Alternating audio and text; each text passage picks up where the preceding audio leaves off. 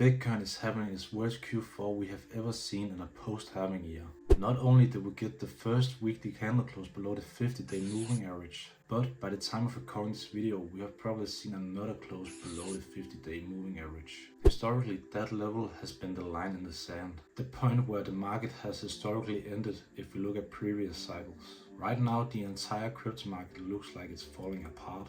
We are seeing weakness across Bitcoin, altcoins, the indicators, and even longer term metrics.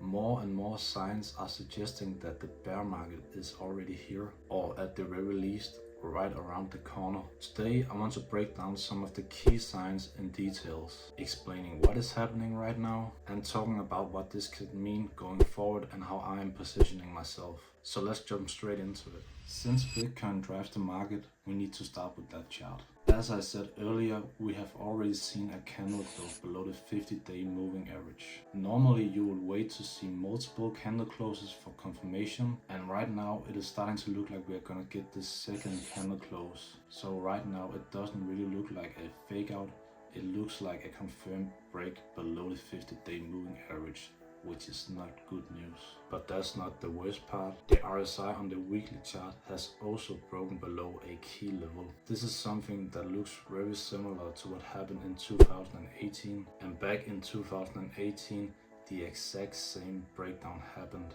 and the cycle ended. RSI on the weekly chart lost its support. We broke below the 50-day moving average and everything started to roll over to the bearish side. Two major support levels breaking at the same time is not really ideal news. When this has happened before, it has been a strong indicator that the cycle has topped out already. Let's move to the daily chart. We have recently gotten a death cross here on the daily chart, the 50-day EMA crossing below the 200 EMA. Normally this sounds a bit dramatic, but other times this cycle where we have gotten a death cross, it has actually marked a low, so they basically led to rallies instead of a further drop to the downside. But that isn't always the case, because this time it didn't. Instead of bouncing, the price kept on dropping, exactly what happened in 2022. And if we look at other crosses from previous cycles that didn't result in a bounce, they all had happened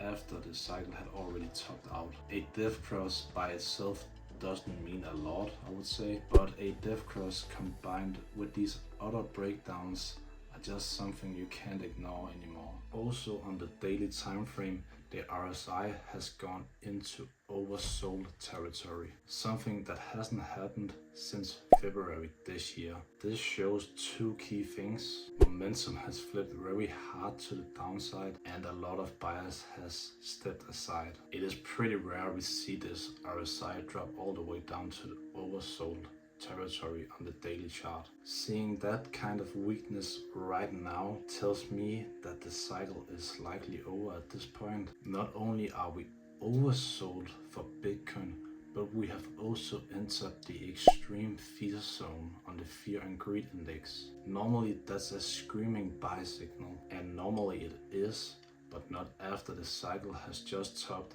and we are likely about to see a bear market. Look at 2021/early 2022. January 6th, fear was 15. January 25th, fear hit 12.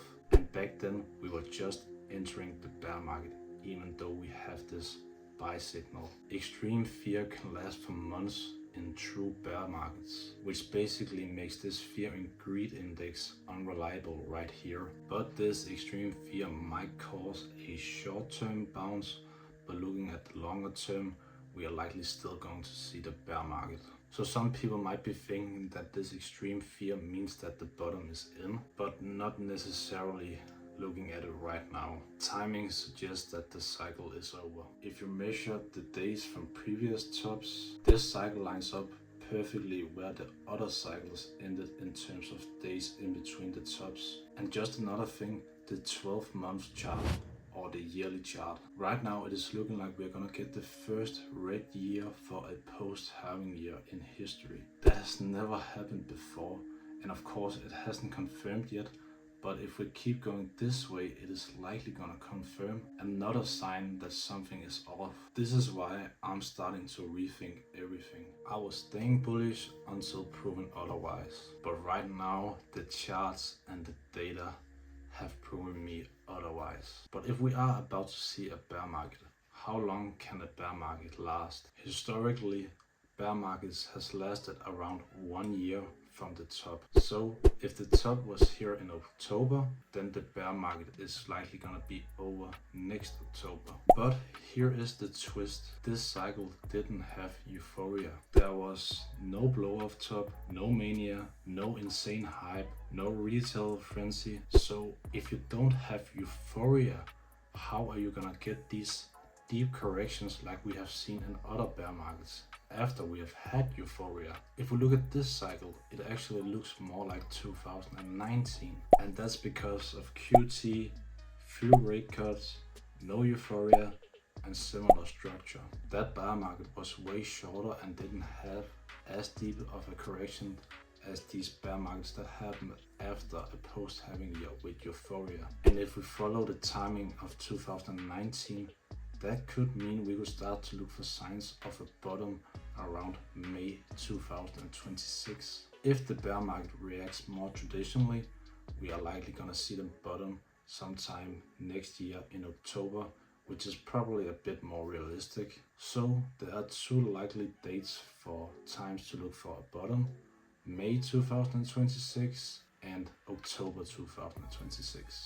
So what am I doing right now? This is the part that matters. Short-term holders are selling out right now. Liquidity is thin. Alts just keep bleeding. So right now I'm just really watching for potential buy zones. I like to use the long-term moving averages for potential buying zones basically. Bear markets are super painful, but that is also where wealth is built. I have been preparing, but not nearly as much as I would have liked. I generally thought this cycle would perform better and last longer, but I was just wrong this time. But then again, the markets decide at the end of the day. So here are my final thoughts. This is tough, to be completely honest. It's frustrating.